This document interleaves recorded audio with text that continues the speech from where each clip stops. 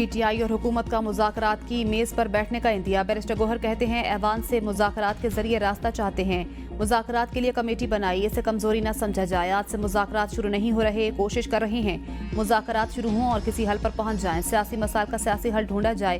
हुकूमत ने मुज़ाकरात के लिए कोई राब्ता नहीं किया। साहबजादा हामिद रजा ने कहा, 5 रुकनी कमेटी को मुज़ाकरात का मैंडेट है। जो भी हमारे साथ मुज़ाकरात करना चाहे वो राब्ता कर सकता है। हुकूमत पहले भी कोई काबिल अमल चीज़ लेकर आती तो बात करने को तैयार थे, अब भी हैं। पार्लियामान के अंदर तमाम पार्लिमानी पार्टियों से राब्ता होता है।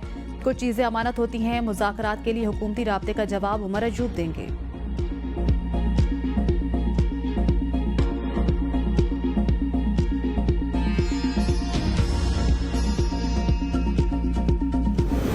बानी पीटीआई के मिलिट्री ट्रायल का फैसला कानून करेगा। बानी पीटीआई और फैज हमीद तमाम मामलात में हिस्सादार थे। वजीर दिफा ख्वाजा आसिफ की पार्लियामेंट हाउस के बाहर मीडिया से गुफ्तगू।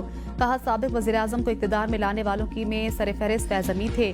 दोनों की पार्टनरशिप 9 मई को भी थी और बाद में भी चलती रहेगी। शहादतें अब सामने आई तो फैज हमीद के ट्रायल के असरात दाएं बाएं जाएंगे। 2018 इलेक्शन में पीटीआई को हर तरह से सहूलत दी गई। चेयरमैन सेनेट और दीगर इलेक्शन में भी फैज हमीद का किरदार रहा। वक्त साबित करेगा किस तरह सियासी मुखालिफिन पर जुल्म और लूट मार की गई। पीटीआई हुकूमत में बहुत से सिविलियंस का मिलिट्री ट्रायल हुआ। पीटीआई रहनुमा सिक्योरिटी एहलकारों की शहादत पर बात क्यों नहीं करते? सूबाइयत का कार्ड खेल रहे हैं। यह आखिरी कार्ड है। सिविल नाफरमानी की तहरीक भी शुरू नहीं होगी। जिसके बच्चे पाकिस्तान बैठे हैं वो पैसे क्यों नहीं भेजेगा?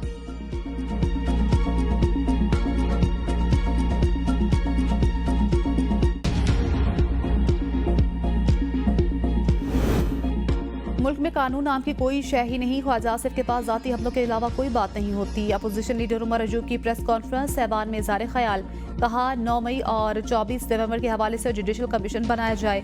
हुकूमत ने गोली चलाने के सवाल पर कोई जवाब नहीं दिया। शहबाज शरीफ के हाथ मॉडल टाउन सान्हे के खून से रंगे हुए हैं। अपोजिशन लीडर उमर अजूब खान ने महंगाई में कमी के हुकूमती दावे मुस्तरद करते हुए कहा, आप क्या 45,000 की बुलंदी पर जहाज में बैठकर बयान दे रहे हैं? महंगाई बढ़ रही है, कम नहीं हो रही। रूल ऑफ लॉ होगा तो सरमायाकारी आएगी।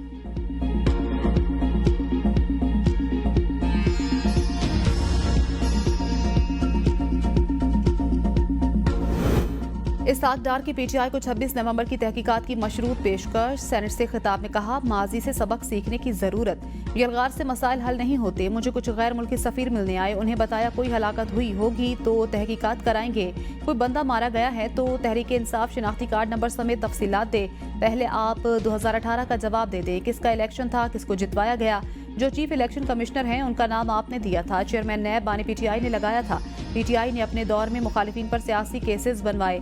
चेयरमैन नैब को बुलाकर केसेस बनाने का कहा जाता था। 9 मई को एहतजाज के दौरान हदूद क्रॉस की गई।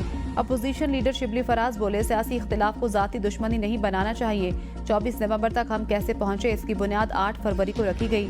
ये मुल्क की सियासी तारीख का स्याह दिन है। मुज़ाकरात के लिए कायम कमेटी हर किसी से मुज़ाकरात के लिए तैयार है।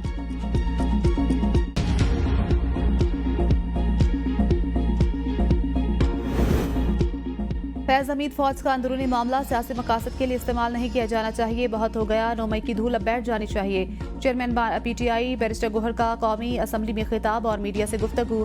कहा, जिम्मेदारों का तयन करके सजा मिलनी चाहिए। एहतजाज के मौके पर पीटीआई कारकुनान के पास असलहा नहीं था। जुल्म होता है, जब बढ़ जाता है तो मिट जाता है। मुल्क में कमीशन तो बनते हैं लेकिन रिपोर्ट नहीं आती। ऐवान के जरिए इंसाफ का मुतालबा करते हैं, हमें इंसाफ दिया जाए। हम भी मुतालबा करते हैं, हमारे लोगों को इंसाफ मिलना चाहिए। हमें मजबूर ना करें कि दोबारा सड़कों पर आएं।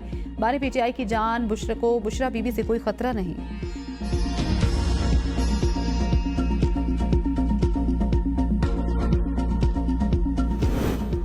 नौ मई की जिम्मेदार पूरी पीटीआई क़यादत आज धूल बिठाने की बातें कर रहे हैं। वफाकी वज़ीर इत्तलात अताउल्लाह तारड़ का बैरिस्टर गौहर के बयान पर रद्द-ए-अमल।